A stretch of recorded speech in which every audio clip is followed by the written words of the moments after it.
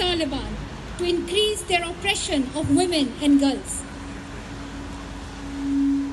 While powerful countries stand by, Afghan citizens are putting themselves at risk to defend their human rights. Right now, the regime is detaining ظریفه, Ya'qoobi and her colleagues, Farhat, Pوپلزۍ and Hamira Yusuf for speaking out for their rights, and many other activists like them. Each of us who have the freedom to speak must not look away. We must call on our leaders to act with urgency. To the UK government, step forward more boldly and live up to your claim to be a global champion for girls' education and gender equality.